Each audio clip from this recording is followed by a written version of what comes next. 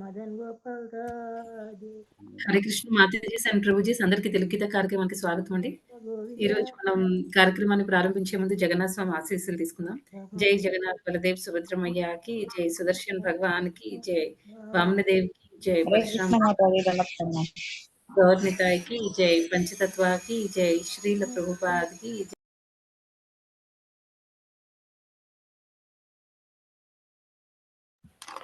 ఓం అజ్ఞానతిమిరంధస్య జ్ఞానాంజనశలాకయా చక్షురున్మిళితం येन తస్మై శ్రీగురవే నమః.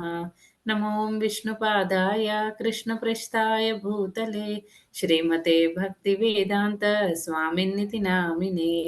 నమస్తే సారస్వతే దేవే గౌరవాణే ప్రచారిణే నిర్విశేష శూన్యవాది పాశ్చాత్య దేశతారిణే. జై శ్రీ కృష్ణ చైతన్య ప్రభు నిత్యానంద శ్రీ అద్వైత గదాధర శ్రీవాసాది గౌరభక్త వృంద. హరే కృష్ణ కృష్ణ కృష్ణ హరే హరే, హరే రామ రామ రామ హరే హరే.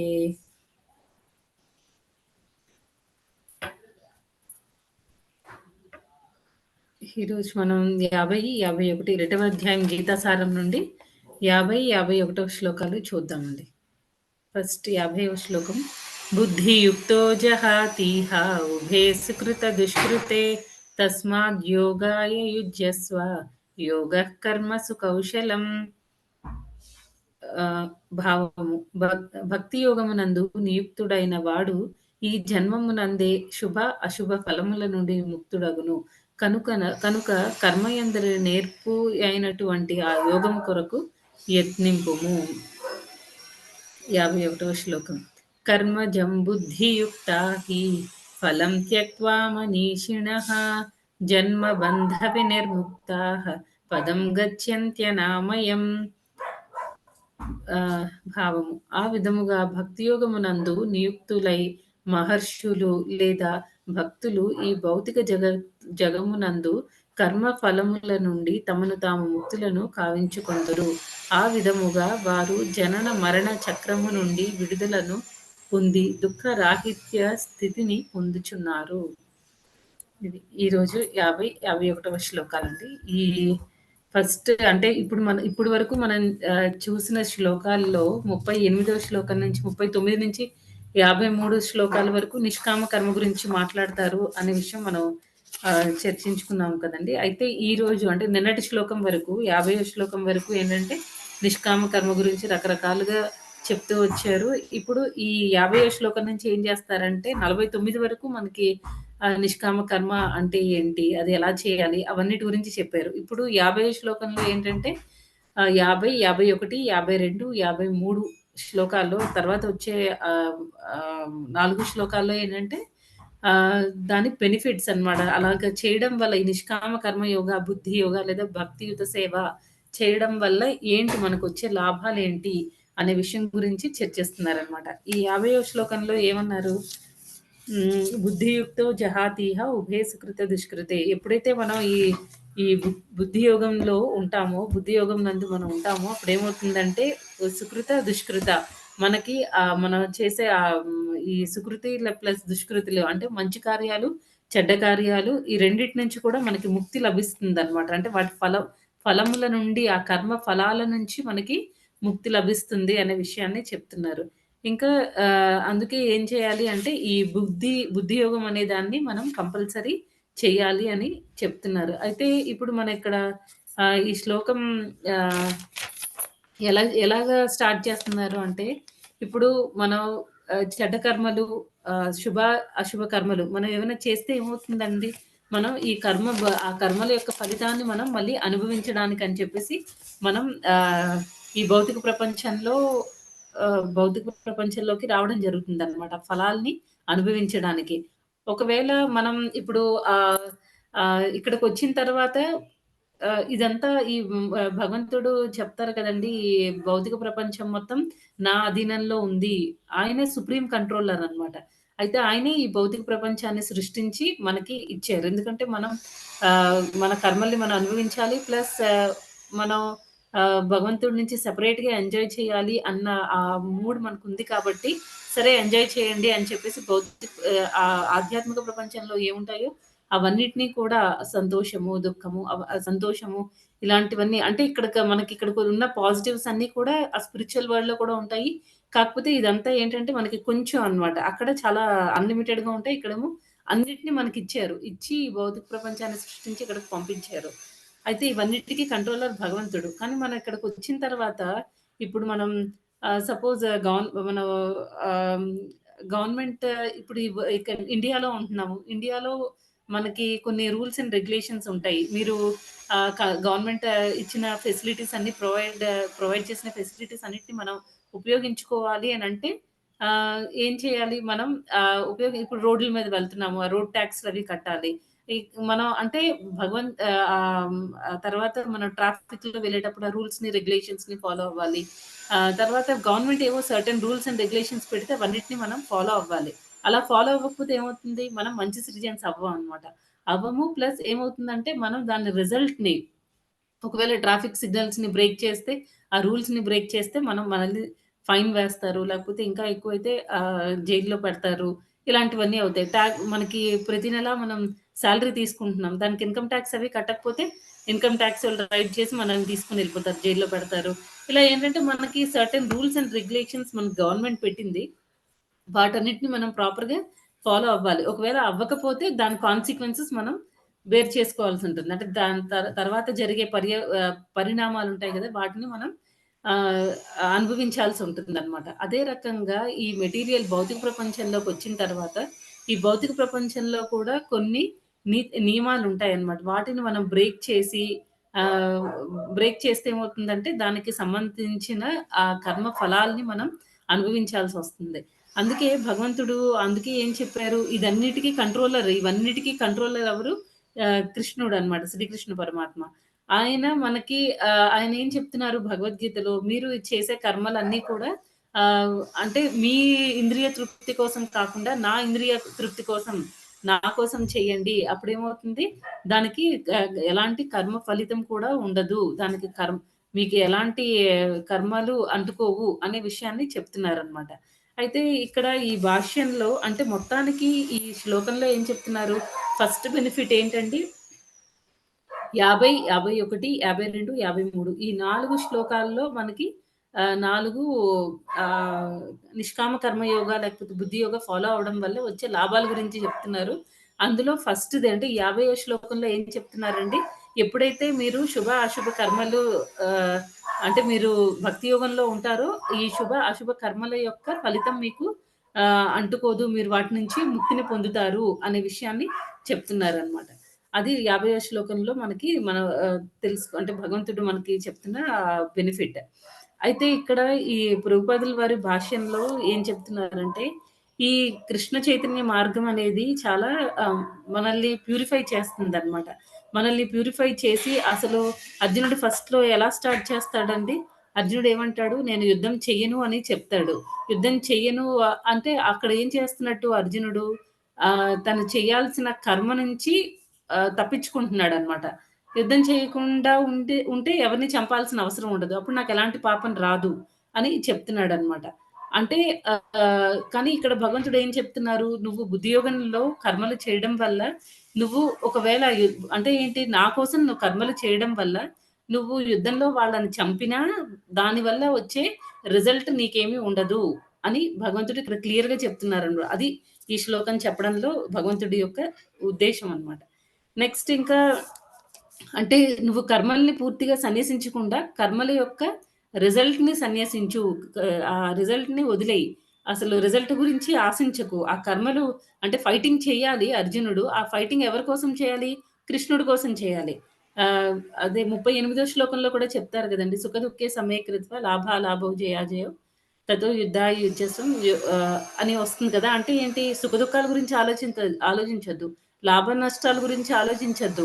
జయాపజయాల గురించి ఆలోచించొద్దు. యుద్ధం చెయ్యాలి అన్న ఉద్దేశంతో మాత్రమే యుద్ధం చెయ్యి. అలాగైతే నీకు ఎలాంటి పాపం అంటుకోదు అని మనకి ఆల్రెడీ మనం 38వ శ్లోకంలో విన్నామనమాట. ఇక్కడేమంటున్నారు? యుద్ధం చేయడం కోసమే చేయడము అంటే దాని అర్థం ఏంటి? ప్రభుపాదుల వారి భాష్యం ఫస్ట్ లైన్‌లో చెప్పారు ఆ శ్లోకంలో.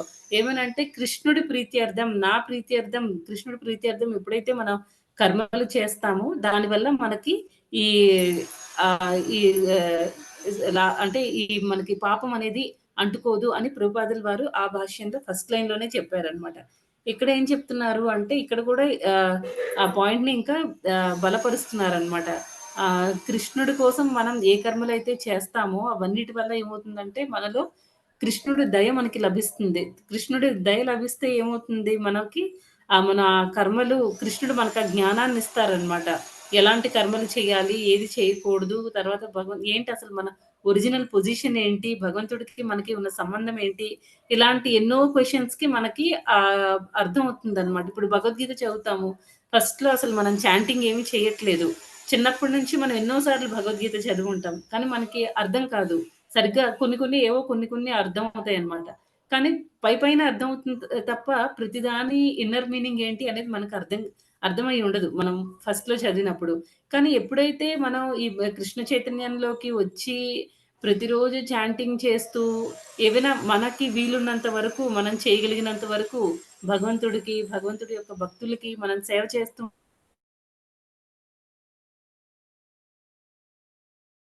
వాళ్ళు తృప్తి పడతారు కాబట్టి వాళ్ళ దయతో మనం అన్ని భగవద్గీతలో ఇచ్చిన ప్రతి ఇన్‌స్ట్రక్షన్‌ని మనం అర్థం చేసుకోగలుగుతాం. ఇదేంటంటే ఒక రోజులోనో, 2 రోజుల్లోనో జరిగిపోయేది కాదు. ఒక పెద్ద ప్రాసెస్ అన్నమాట. కొంతమందికి చాలా ఫాస్ట్‌గా ప్రోగ్రెస్ ఉంటుంది. కొంతమందికి స్లోగా ఉండొచ్చు. కాకపోతే డెఫినిట్‌గా భగవద్గీతలో ఫస్ట్ డే నంబర్ 1 కంటే మనం కొన్ని రోజులు అయిపోయిన తర్వాత ఆలోచిస్తే కంపల్సరీ ఇప్పుడు మనకి కొంచెం కొంచెం అర్థమవుతూ ఉంటుందన్నమాట భగవద్గీత చదువుతూ ఉంటే.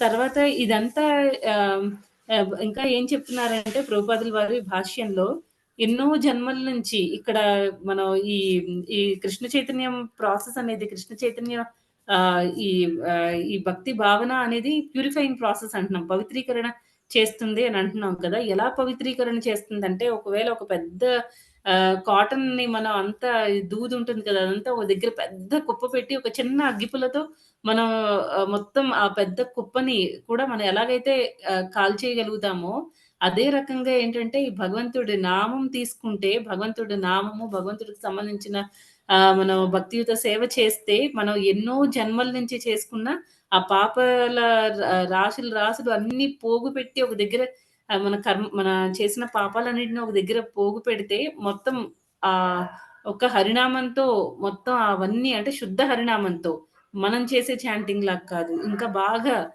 ఒక ప్యూర్ డివోటీ చేస్తే ఎంత బాగా మనం ప్యూర్ డివోటీ చేస్తే ఎంత ఫాస్ట్‌గా రిజల్ట్ ఉంటుందో, అంత ఫాస్ట్‌గా ఆ పాపాల రాశులన్నీ కూడా ఒకేసారి ఒక దెబ్బకి మొత్తం అన్నీ పోతాయన్నమాట. పాపాలన్నీ పోతాయి. అసలు మనం ఇలా పాపాలు, పుణ్యాలు ఇవన్నీ చేసుకుంటూ ఉండడం వల్ల ఏమవుతుందంటే, భగవంతుడికి మనకి ఉన్న ఆ సంబంధాన్ని మనం మర్చిపోతున్నాం అన్నమాట. మన ఒరిజినల్ పొజిషన్ ఏంటి అనేది మర్చిపోతున్నాము.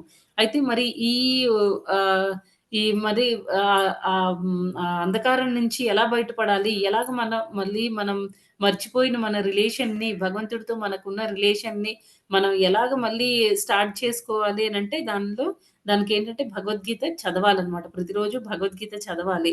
భగవద్గీత ప్రతిరోజు చదవడం వల్ల ఏమవుతుందంటే మనకి భగవంతుడి పట్ల నమ్మకం పెరుగుతుంది.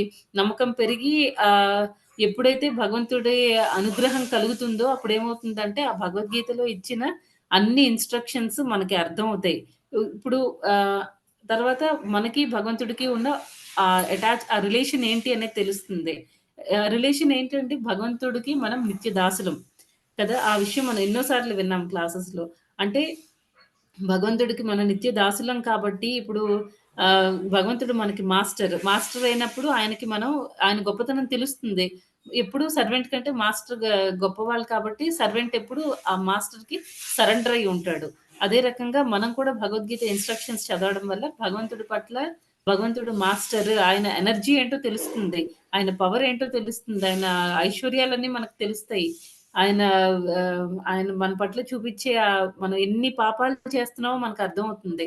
భగవంతుడు మళ్ళీ మనం అన్ని పాపాలు చేసినా, ఆయన మన మీద చూపిస్తున్న ఆ కరుణ అనేది మనకర్థమవుతుంది. అలా అర్థమైనప్పుడు మనం ఆటోమేటిక్‌గా మనం భగవంతుడికి శరణాగతి పొందుతామనమాట. ఎప్పుడైతే మనం భగవంతుడికి శరణాగతి పొందుతామో ఆటోమేటిక్‌గా మనకి ఆ భగవంతుడు అన్నీ అన్నిటి నుంచి భగవంతుడు 18వ అధ్యాయంలో చెప్తారు కదండీ! సర్వధర్మాన్ పరిత్యజ్య మామేకం శరణం వ్రజ అహం త్వాం సర్వ పాపేభ్యో మోక్షయిష్యామి మా శుచః అని. మొత్తం మీరు చేసిన పాపాలన్నిటిని కూడా ఎప్పుడైతే మీరు నాకు సరెండర్ అవుతారో నేను మీరు చేసిన పాపాలన్నిటిని కూడా నేను రిమూవ్ చేసేస్తాను. అన్నిటిని నేను తొలగిస్తాను అని భగవంతుడు చెప్తున్నారనమాట. అది కంపల్సరీ అది జరుగుతుంది. అది ఈ 50వ శ్లోకం. 51వ శ్లోకంలో ఏం చెప్తున్నారు? ఆ విధముగా భక్తి యోగమునందు నియుక్తులై మహర్షులు లేదా భక్తులు ఈ భౌతిక జగమునందు కర్మ ఫలముల నుండి తమను తాము ముక్తులను కావించుకొందురు.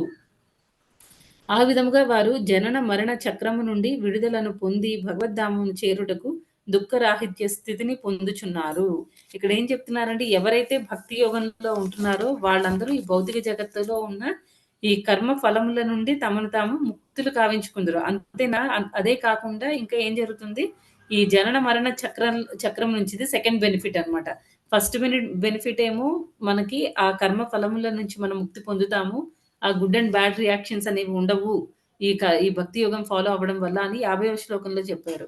51లో ఏం చెప్తున్నారంటే ఎప్పుడైతే మనం ఈ కర్మ బంధనాల్లో చిక్కుకోకుండా ఉంటామో అప్పుడేమవుతుంది? మనం భగవంతుడు మనకి ఆ పాపాలన్నిటిని మన అకౌంట్‌లో ఉన్న పాప పుణ్యాలన్నిటిని తీసేస్తారనమాట. మనం నలిఫై అయిపోతాం. నలిఫై అయిపోయి మనకి మన దానిలో ఓన్లీ కృష్ణ చైతన్యం మాత్రమే ఉంటుంది. ఎప్పుడైతే మన దానిలో ఓన్లీ కృష్ణ చైతన్యమే ఉంటుందో, అప్పుడేమవుతుందంటే భక్తి మాత్రమే ఉంది మనకి. కంప్లీట్‌గా మనం ఎలిజిబుల్ అన్నమాట. ఒక శుద్ధ భక్తులం అవుతాము.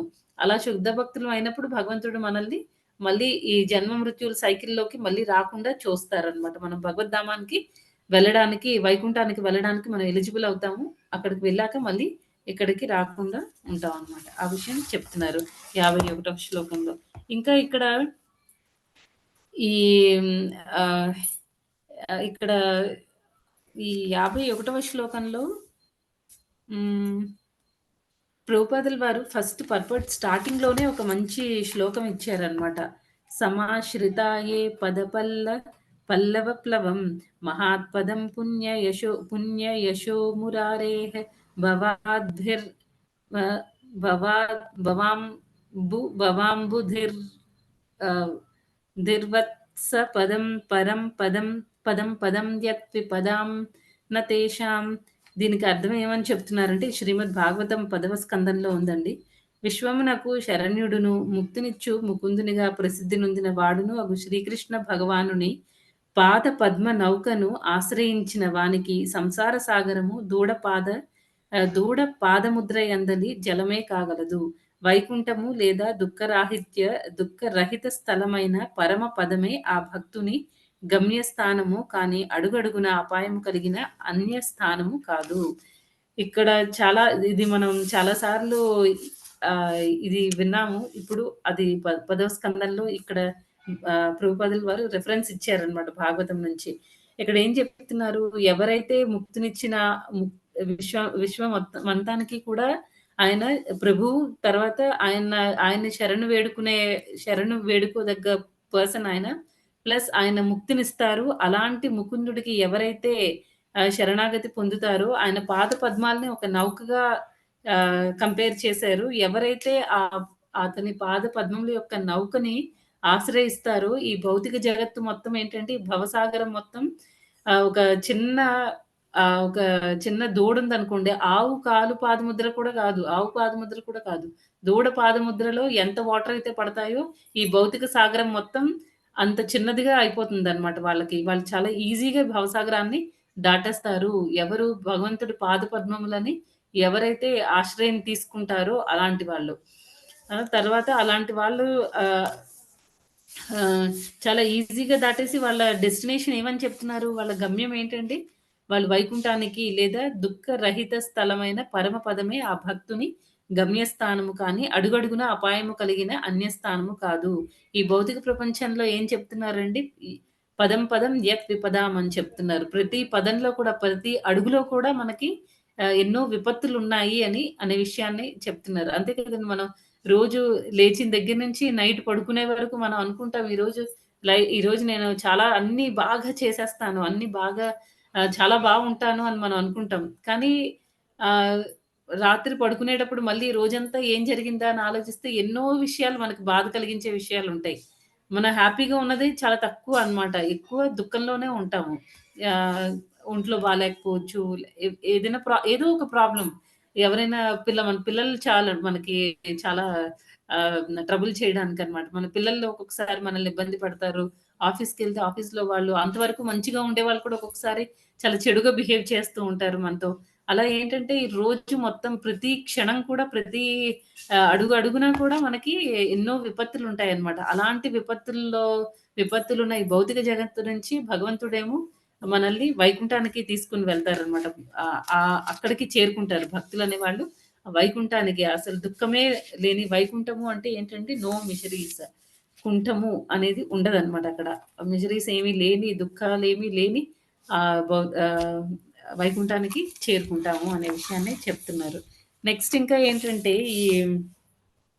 ఈ ఆహ్, ఇక్కడ ఈ విషయాన్ని చెప్పిన తర్వాత నెక్స్ట్ మళ్ళీ ప్రభుపాదుల వారు ఈ భాష్యంలో ఏం చెప్తున్నారంటే మన ఈ భౌతిక ప్రపంచంలో ప్రతి స్టెప్‌లో కూడా డేంజర్స్ ఉంటాయి అనే విషయము ఎవరికి తెలుస్తుందండి? ఎవరైతే శుద్ధ భక్తులో, ఎవరైతే ఆల్రెడీ ముక్తిని పొంది భగవంతుడి కార్యం కోసం ఎవరైతే వస్తారో అంటే మన గురువులు, ప్రభుపాదులు వారు లేకపోతే మన ప్రభుపాదుల శిష్యులు చాలామంది అలాంటి వాళ్ళకి తెలుస్తుందనమాట. కానీ మనలాంటి బద్ధజీవులకేంటి ఈ భౌతిక ప్రపంచం అనేది చాలా హ్యాపీగా ఉంది. ఏదైనా చిన్నది మంచి జరగగానే మనం ఏమనుకుంటాం? ఫస్ట్ మనకొచ్చే థాట్ ఈరోజు నేను హ్యాపీగా ఉన్నాను అనే మనం అనుకుంటాం తప్ప ఇమ్మీడియేట్‌గా మనకి వెంటనే కృష్ణుడు ఇది టెంపరరీ అనే విషయం మనకర్థం కాదు. హ్యాపీనెస్ వచ్చింది కాబట్టి మనం అది ఫీల్ అయిపోతాం అంతే. ఆహ్, ఒకవేళ దుఃఖం వస్తే అది కూడా మనం వెంటనే ఫీల్ అయిపోతాం. అంతేగాని ఇది టెంపరరీ ఈ ఫేజ్ కొంచెం సేపే ఉంటుంది అనే ఆలోచన తర్వాత వస్తుంది. కానీ ఫస్ట్ థాట్ మాత్రం మనకి ఇక్కడ ప్రెజెంట్ ఏం జరుగుతుందో అదే కన్ఫర్మ్ అని అనేసుకుంటాం.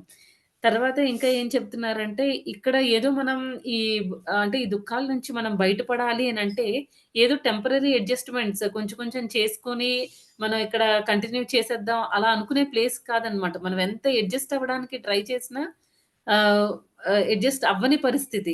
ఒకటి కాకపోతే ఇంకొకటి అలా మనకి విపత్తులనేవి వస్తూనే ఉంటాయన్నమాట ఈ భౌతిక ప్రపంచంలో. ఈ భౌతిక ప్రపంచాన్ని భగవంతుడే చెప్పారు.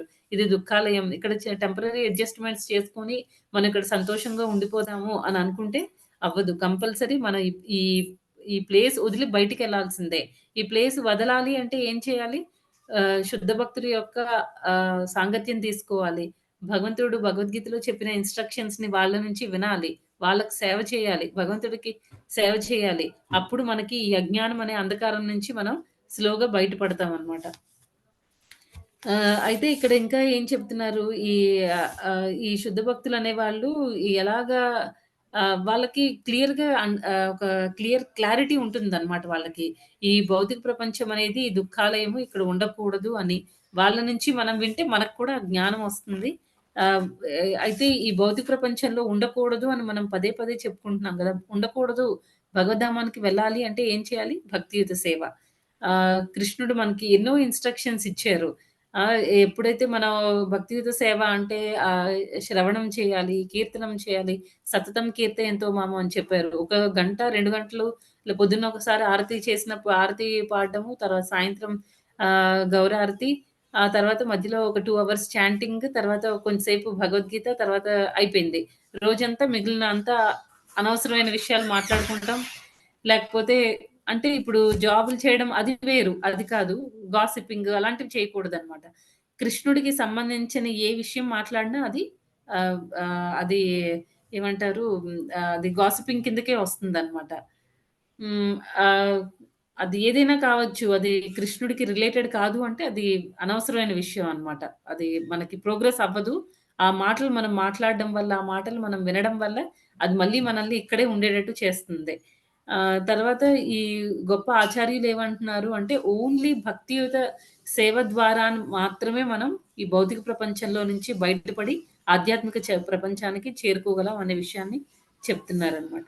నెక్స్ట్ ఇంకా ఆహ్, అయితే ఇప్పుడు భౌతిక ప్రపంచానికి చేరుకోవాలి అంటే దానికి మనకు కావాల్సిన ఆహ్, క్వాలిఫికేషన్ అర్హత ఏంటి అంటే మనం ఫస్ట్ ఆఫ్ ఆల్ ఏంటంటే మనం ఈ భక్తుల సాంగత్యంలో ఉండడం వల్ల మనకేంటంటే మనం దేహం కాదు, మనం ఆత్మలం అనే విషయం తెలుస్తుంది.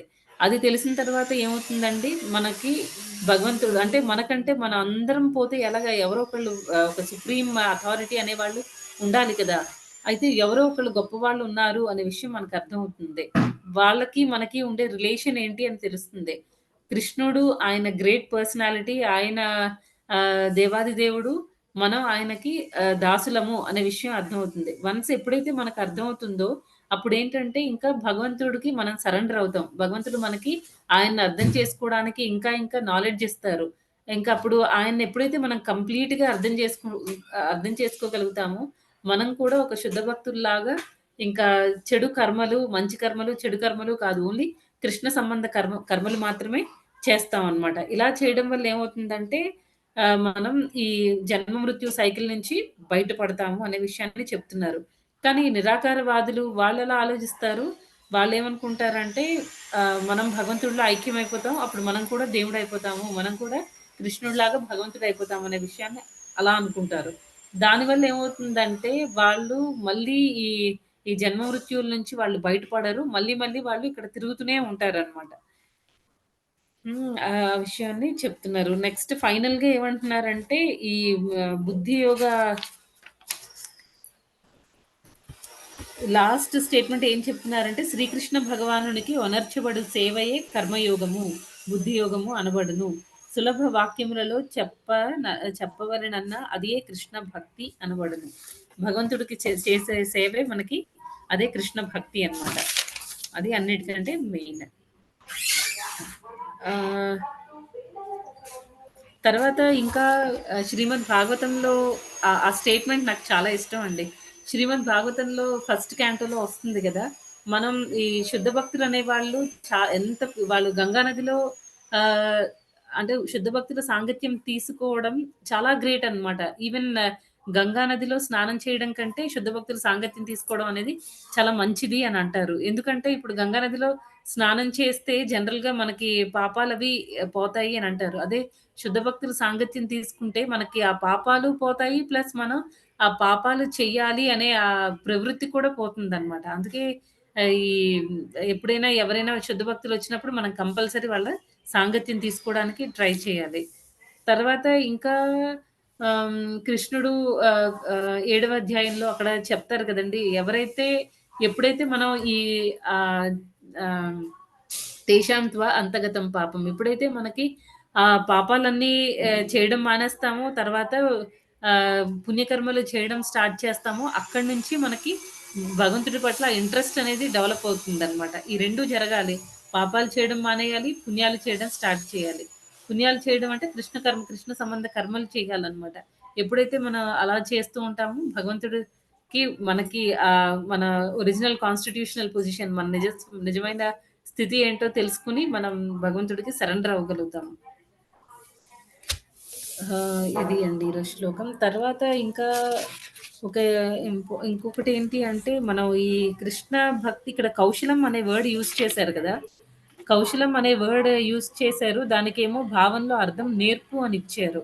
అయితే నీతి శాస్త్రం ప్రకారం ఈ కౌశలం అనే మాటకి 3 రకాలైన దాంట్లో 3 పార్ట్స్ ఉన్నాయన్నమాట ఈ కౌశలం అనే దానికి. ఏదైనా మనం ఒక విషయంలో అంటే ఈ భక్తి యుత సేవలో మనం సక్సెస్ అవ్వాలి అంటే భక్తుల యొక్క సాంగత్యం అవన్నీ తీసుకోవాలి. ఇక్కడేం చెప్తున్నారంటే పాపాలు, పాపకర్మలు, పుణ్యకర్మలు అయి ఉండాలి అని దానిలో ఉన్న 3 పార్ట్స్ ఏంటి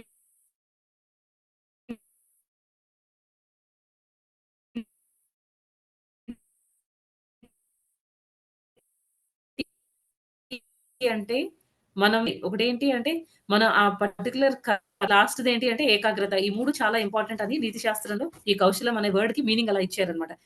ఈ 3 ఉండాలి. నిపుణత ఉండాలి. తర్వాత ఏకాగ్రత ఉండాలి. తర్వాత జాగృతంగా ఉండాలి. ఇప్పుడు సపోజ్ మనం ఈ భక్తి జీవితంలో జాగృతంగా లేకపోయామనుకోండి ఏమవుతుంది? అలర్ట్‌గా లేము. మనం ఏదో చేయాలి కదా! అని చేస్తున్నాం.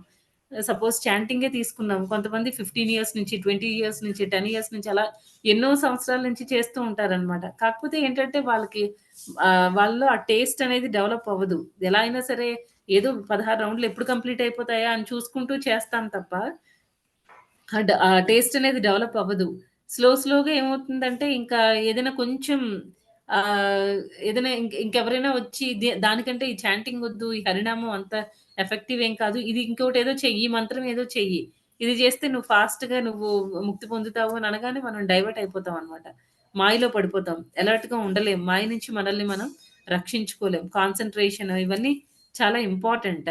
ఇవన్నీ బ భక్తి జీవితంలో గూడా నార్మల్ విషయాల్లో కూడా మనకి మనం ఏదైనా పని చేసేటప్పుడు చాలా కాన్సంట్రేటెడ్‌గా చేయాలి. అలర్ట్‌గా చేయాలి. తర్వాత మనం ఏదో ఒక 10 సేవలు చేయక్కర్లేదు. ఒకటి చేసినా దానిలో మనం నిపుణతని సంపాదించాలనమాట. అప్పుడే మనం సక్సెస్ అవుతాం. లేకపోతే ఏమవుతుందంటే ఎన్నో సంవత్సరాలు గడుస్తూ ఉంటాయి. కానీ ఉన్న పొజిషన్‌లో అలాగే ఉండిపోతాం. ఆహ్, ఇంప్రూవ్‌మెంట్ అనేది ఉండదు. ఇక్కడ భక్తిలో కూడా సేమ్ అప్లై అవుతుందనమాట. ఆహ్, డీప్ డైవ్ చేయాలి. మనం ఏ సర్విస్ అయితే చేస్తున్నామో దానిలో మనం ఇంకా తెలుసుకొని ఇంకా ముందుకెళ్ళడానికి ట్రై చేయాలి. ప్రతిరోజు ఇంప్రూవ్ అవుతున్నామా లేదా అని చెక్ చేసుకుంటూ వెళ్ళాలి. అది చెప్తున్నారండి. ఇంకా కొన్ని బెనిఫిట్స్ ఉన్నాయి. అంటే ఈ నిష్కామ కర్మయోగ లేదా భక్తి యోగ చేయడం వల్ల వచ్చే లాభాలేంటి అని తర్వాత ఇంకో 2 శ్లోకాల్లో కూడా మనం సేమ్ విషయాన్ని చర్చించుకుంటాం. హరే కృష్ణ మాతాజీస్ అండ్ ప్రభుజీస్. ఈరోజు శ్లోకంలో ఏమైనా ప్రశ్నలు ఉంటే అడగండి.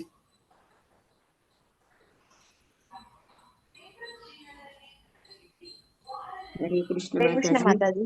హరే కృష్ణ మాతాజీ. హరే కృష్ణ. భక్తిలో మనం అదే మాతాజీ పురోగమించాలంటే ఇందాక చెప్పారు కదా మాతాజీ, అసలు భయం వేస్తుంది మాతాజీ బయట వాళ్ళతో మాట్లాడాలంటే. నిన్న ఆ ఎక్స్పీరియన్స్ అయింది మాతాజీ. మళ్ళీ వెంటనే కానీ ఆ క్షణం మనసు అంతా డివైడ్ అయిపోతుంది మాతాజీ. అంటే ఏది పడితే అది చెప్తున్నారు. ఆ! బయట వాళ్ళ వరకు అక్కర్లేదు మాతాజీ. మన ముందంతా ఒక భక్తుల సాంగత్యంలో ఉండి సడెన్‌గా మనం మన ఇంటికెళ్తే చాలు. అంటే ఇక్కడి నుంచి ఇప్పుడు మన నేటివ్ ప్లేసులు వేరే ఉంటాయి కదా మాతాజీ. ఆ ప్లేస్‌కెళ్ళి కొన్ని రోజులు ఉన్నా చాలు. మన ఇంట్లో వాళ్ళతో మనం ఎక్కువ అటాచ్‌మెంట్ పెట్టేసుకున్నా అంటే వాళ్ళు చెప్పేది వినడం. అటాచ్‌మెంట్ అంటే ఇష్టం ఉండాలి. నేను అది అనట్లేదు. మాటలు మాతాజీ. వాళ్ళు ఎక్కువ మన అవును మాతాజీ. అసోసియేషన్ వాళ్ళకివ్వకుండా ఎట్లా మాతాజీ దీని నుంచి ఎట్లా మాతాజీ బయటపడాలి? నిజంగా నిజంగా నిన్నైతే నాకు చాలా భయం వేసింది మాతాజీ విని అమ్మాయి అనేసి.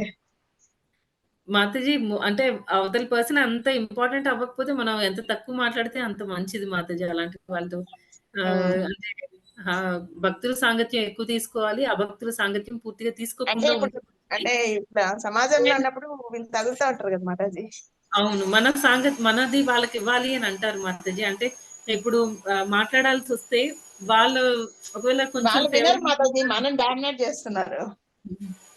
మనం ఇంకా స్ట్రాంగ్ అయిపోవాలి మాతాజీ భక్తిలో.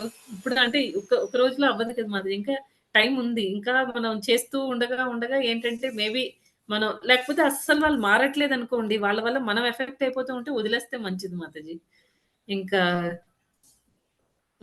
అదే మాతాజీ. ఇంకా మాక్సిమం మన అసోసియేషన్ వాళ్ళకివ్వాలి. వాళ్ళది మనం తీసుకోకూడదు. హరే కృష్ణ హరే మాతాజీ. కృష్ణ మాతాజీ. హరే కృష్ణ ప్రభుజీ. హరే కృష్ణ. ఇది ఎట్లా ఉంటది అంటే ఇప్పుడు మన కలియుగం మాతాజీ, వాళ్ళకు 10 మెంబర్ చెప్తే ఒక 2 మెంబర్స్ మన దాంట్లో వింటారు మాతాజీ. చాలు మినిమం ఒక 10 మెంబర్స్ చాలు. మనం మోటివేషన్ హ్మ్. మాతాజీ. ఇద్దరు మన వల్ల ఒక్కళ్ళు వెళ్ళినా చాలు ప్రభుజీ. మన వాళ్ళు భగవంతుడి దగ్గరికి ఒక్కళ్ళని తీసుకొని వెళ్ళినా చాలు. మన లైఫ్ సక్సెస్‌ఫుల్లే. ఆ ఒక్క పర్సన్ కూడా మనం తీసుకునే అంటే మన వల్ల అంటే మన వల్ల కాదులెండి. వాళ్ళకి కూడా సుకృతి ప్లస్ భగవంతుడి దయ వల్ల వాళ్ళు భగవంతుడి దగ్గరికి వెళ్తారు. అలా వెళ్ళినా కూడా కన్సిస్టెంట్‌గా దేవుడి దగ్గర అంటే ఆ సేవ చేస్తూ ఉంటారు అని గ్యారంటీ లేదు. పడిపోవచ్చు. మనం చేయాల్సింది మనం చేసేయాలి ప్రభుజీ అంతే.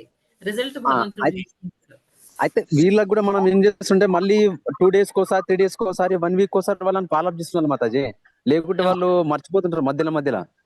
అవునవును. ఇది వాళ్ళని మళ్ళీ చూస్తున్నారు. మనం ఒకసారి చెప్పినామంటే మళ్ళీ వదిలేస్తారు మాతాజీ. మినిమం 1 year వాళ్ళు ఎంబడి పడితే అప్పుడు కొంచెం చేంజ్ అవుతారు మాతాజీ వాళ్ళు. అవును. రైట్ ప్రభుజీ. మినిమం 1 year పడాలి మాతాజీ. ఒక చేంజ్ కావాలంటే 1 year పడాలి. చెప్పలేము ప్రభుజీ. కొంతమందికి ఇంకా ఎక్కువ టైం పడతది. కొంతమందికి తక్కువ టైం పట్టొచ్చు. కానీ కంటిన్యూస్‌గా అంతే ప్రభుజీ. మన ఎఫర్ట్ మనం పెట్టాలి అంతే. పెట్టాలి మాతాజీ, మెత్తాలి కంపల్సరీ పెట్టాలి, అది కంపల్సరీ పెట్టాలి. హరే కృష్ణ మాతాజీ. ఎవరైనా భక్తిలో పురోగమించాలంటే టాలెంట్ ని పెంచుకోవాలి, ఏకాగ్రత కలిగి ఉండాలి, ఎప్పటికప్పుడు అప్డేట్ అవుతూ ఉండాలి. విషయాలు భగవంతుడికి సంబంధించిన విషయాలు ఎప్పుడు తెలుసుకుంటూ ఉండాలి, శ్రవణం చేస్తూనే ఉండాలి.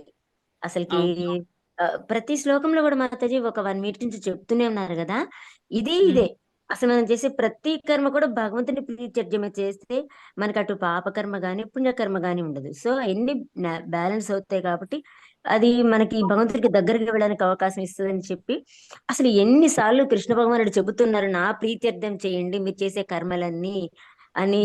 ప్రతి దాంట్లో ఎక్కడో చోట ఆ పాయింట్ అనేది టచ్ అవుతూనే ఉంది మాతాజీ. అంటే ఎంత ముఖ్యమో మనం భౌతికమైన కార్యాల్లో అలా మాయలో పడిపోతాం కాబట్టి వాటి నుంచి మనం బయటికి రావాలంటే మనం చేసే పని అంతా భగవంతుడికి సమర్పించాలి అని అసలు ఎన్నిసార్లు నిజంగా ప్రభుపాదుల వారు ఎన్నిసార్లు చెప్తున్నారు మాతాజీ. ఇది కూడా చాలా బాగుంది మాతాజీ. చిన్న అగ్గిపుల్లతోటి ఇంత కొండ లాంటి దూదిని మనం క్షణంలో కాల్చివేయచ్చు. అదే విధంగా చక్కగా శుద్ధమైన మనసుతోటి మంచిగా హరినామ స్మరణ కీర్తన తీసుకున్నట్లయితే మనలో ఉన్నటువంటి పాపరాశి ఆ మాలిన్యాలన్నీ కూడా తొలగిపోతాయని అసలు ఎంత అద్భుతంగా ఉంది మాతాజీ.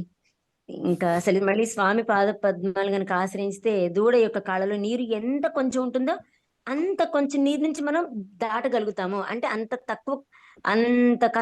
తక్కువ కష్టాలు మనకు ఉంటాయి, ఆ కష్టాలు ఈదగలుగుతామని అసలు ఎంత బాగా చెప్పారు మాతాజీ. ఇది చాలా చాలా బాగుంది మాతాజీ. హరే కృష్ణ. హరే కృష్ణ మాతాజీ. మాతాజీ చాటింగ్ ఒకే చోట కూర్చొని అన్నా చేయొచ్చా మాతాజీ? మాతాజీ ఒక దగ్గర కూర్చొని దేవుడి ముందు కూర్చొని చేస్తే మంచిది మాతాజీ. అటు ఇటు తిరుగుతూ చేస్తే అంటే ఇంకా తప్పని పరిస్థితుల్లో మనం అంటే ఎవరైనా ఆఫీస్కి వెళ్తూ చేయాల్సి రావడం అలాంటి పరిస్థితి వేరు. కానీ మాక్సిమం దేవుడి ముందు కూర్చొని మన పూజ రూమ్ ఉంటుంది కదా మాది, అక్కడ కూర్చొని చేస్తే మంచిది మాతాజీ. మనకు అటెన్షన్ మొత్తం, ఎందుకంటే వేరే ప్లేసెస్ లో కూర్చున్నాం అనుకోండి, అటు ఇటు తిరుగుతూ ఉంటే ఎవరైనా వెళ్తూ ఉంటే మన కళ్ళు తెలియకుండానే కొంచెంసేపు కాన్సన్ట్రేట్ చేస్తాం, తర్వాత అటు ఎవరైనా తిరుగుతూ ఉంటే వాళ్ళతో పాటు మన కళ్ళు తిరుగుతూ ఉంటాయి మాతాజీ. అందుకే ఒక ప్లేస్ లో కూర్చొని చేస్తే మంచిది. మాతాజీ గంగానది స్నానం కంటే కూడా శుద్ధ భక్తుల సాంగత్యం ఇంకా విశిష్టమైందని చెప్పారు. అది భలే అనిపించింది మాతాజీ. ఇక ఆ గంగానదిలో స్నానం చేసేస్తే మన పాప కర్మలన్నీ తొలగిపోయాయి అనుకుంటాం. మళ్ళీ మునిగొచ్చిన తర్వాత మళ్ళా మామూలే మనం భౌతికంగానే తయారవుతుంటాం. కానీ అదే శుద్ధ భక్తుల సాంగత్యం కనుక తీసుకుంటే వాళ్ళని ఎప్పుడు వదిలిపెట్టకుండా వాళ్ళతో పాటే అనుసరిస్తూ వాళ్ళని నిర్ణయిస్తుంటే ఖచ్చితంగా మనం కూడా వాళ్ళలా మారగలుగుతామని అసలు చాలా అద్భుతంగా అనిపించింది మాతాజీ. హరే కృష్ణ. ఇక్కడ సాంగత్యం తీసుకోవడం అంటే వాళ్ళ ఇన్స్ట్రక్షన్స్ మాతాజీ. వాళ్ళతో అంటే ఇప్పుడు మనం వాళ్ళతో ఉంటాము, కానీ వాళ్ళు చెప్పిన మనం పాటించకపోతే అది ప్రాబ్లమే కదా మాతాజీ. అది మళ్ళీ వేస్ట్ అవుతుంది. అదే సాంగత్యం అంటే వాళ్ళ ద్వారా అన్ని తెలుసుకోవడం, వాళ్ళని ఫాలో అవుతుండే వాళ్ళు ఏ విధంగా చేస్తున్నారు మనం కూడా అలా ఫాలో అవుతూ ఉండాలి, అన్ని చేస్తూ ఉండాలి. ఎస్ మాతాజీ. హరే కృష్ణ. హరే కృష్ణ మాతాజీ. కౌశలం అనే పదాన్ని ఇంకోసారి వివరించండి మాతాజీ. కౌశలం అనే వర్డ్ అంటే నీతి శాస్త్రంలో ఏం చెప్పబడిందంటే ప్రభుజీ, నిపుణత ప్రతి ఏ విషయంలో మనం చెయ్యాలి అంటే, ఏ విషయంలో అయినా మనం సక్సెస్ అవ్వాలి అని అంటే మనకి నిపుణత ఉండాలి. తర్వాత చేసే పని మీద మనకి ఏకాగ్రత ఉండాలి. తర్వాత మనం ఎప్పుడు అలర్ట్ గా ఉండాలన్నమాట. లేకపోతే ఏమవుతుందంటే ఎవరైనా వేరే ఈ ఈ 3 మనకి లేకపోతే, ఇప్పుడు సపోజ్ మనం ఈ భగవద్గీత నేర్చుకుంటున్నాము. డే నెంబర్ 1 ఉన్నట్టు డే నెంబర్ 10 ఉండకూడదు ప్రభుజీ. కొంచెం నేర్చుకోవాలి. అలా మనం ప్రోగ్రెస్ అవుతూ ఉండాలన్నమాట. ప్రోగ్రెస్ అయ్యి మనం బాగా నేర్చుకోవాలి. లేకపోతే ఏమవుతుందంటే మాయావాదులు వీళ్ళందరూ వచ్చి భగవద్గీతలో అదే పాయింట్ మనం చదివిన పాయింట్‌నే వాళ్ళు ఇంకొక రకంగా చెప్తారు. ఆటోమేటిక్‌గా ఇప్పుడు ఏమవుతుంది, మనం వెంటనే అవునా డౌట్ వచ్చేస్తుందన్నమాట. మనం ఒప్పుకోకపోవచ్చు. కానీ ఏంటంటే మనకే ఇంకా ఓకే, వాళ్ళు చెప్పిందే కరెక్ట్ ఏమో, ఇలా ఎందుకు ఆలోచించకూడదు, అలా మనకి వేరే రకంగా వెళ్ళిపోతుందన్నమాట. కాబట్టి మనం ఏంటంటే మనం చేసే ఏ పని చేసినా దాని మీద మనం చాలా నిపుణతని సంపాదించుకోవాలి. ఏకాగ్రతగా చేయాలి. తర్వాత కంప్లీట్ అలర్ట్ గా ఉండాలన్నమాట. లేకపోతే ఈ భక్తి జీవితంలో ఎస్పెషల్లీ ఏం జరుగుతుందంటే మాయ మనం ఎప్పుడు కొంచెం డైవర్ట్ అవుతామా, మనల్ని పట్టుకుంటామా అని చూస్తూ ఉంటుందన్నమాట.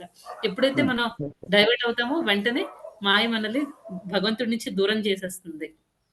మామూలుగా అయితే కొన్నిసార్లు మాయ కూడా మనకి హెల్ప్ చేస్తుంది అని అంటారు. ఎందుకంటే ఒక్కొక్కసారి మనకి మనం రోజు సపోజ్ మనం 3 గంటలకి లేస్తున్నాం. ఒకరోజు 5కి లేచామనుకోండి. అప్పుడేమవుతుంది ఆటోమేటిక్‌గా మనకి బాధ వచ్చేస్తుందన్నమాట. విపరీతమైన బాధ. అయ్యో! ఇదేంటి నేను ఈరోజు 5కి లేచాను అని చెప్పేసి నెక్స్ట్ డే నుంచి మనం ఇంకొంచెం అలర్ట్ అయిపోతాం. నెక్స్ట్ డే నుంచి ఏం చేస్తామంటే అమ్మో! నేను ఎలా అయినా సరే అమ్మో! నేను మాయలో పడిపోతున్నాను అని మనకి వెంటనే ఒక ఇండికేషన్ అన్నమాట. మాయ కూడా అప్పుడప్పుడు మనకి ఇండికేషన్ ఇచ్చి మనల్ని భగవంతుడి వైపు ముందుకు తోస్తుందన్నమాట. కొన్ని పరిస్థితుల్లో అలా కూడా జరుగుతుంది. ఎప్పుడు మాయ మనల్ని భగవంతుడి నుంచి దూరమే చేసేస్తుంది చెప్పలేము. ఎస్ మాతాజీ. హరే అవును కృష్ణ మాతాజీ. మాతాజీ. ఫస్ట్ టైం మాతాజీ నాకు నిన్న అనిపించింది మాతాజీ. మామూలుగా ఎప్పుడు అనిపించేది కాదు. డిబేట్ అయితే చాలా బాధ అనిపించింది మాతాజీ. హ్మ్. అదే మాతాజీ. హరే అది కృష్ణ 52వ శ్లోకంలో దండవత్ మాతాజీ ప్రణామం. భాష్యంలో కాకుండా ఇంకా అదేంది ఆ స్నానానికి వందనం అలా చెప్పారు కదా అని ఎట్లా తీసుకోవాలి మాతాజీ? సారీ మాతాజీ. స్నానం 52వ శ్లోకంలో ఫార్మెట్ లో ఉంది మాతాజీ భాష్యంలో స్నానానికి వందనం పితృదేవతలకి అట్లా అని ఏదో చెప్పారు. 51వ శ్లోకంలో నేను ఈరోజు చెప్పిన క్లాస్‌లోనా మాతాజీ? అవును మాతాజీ. ఇందాక 52వ శ్లోకంలో సంధ్యావందనానికి స్నానానికి పితృదేవత నమో అది రేపటి శ్లోకంలో చర్చిద్దాం మాతాజీ. రేపు 52లో రేపు వస్తుంది 52వ శ్లోకం.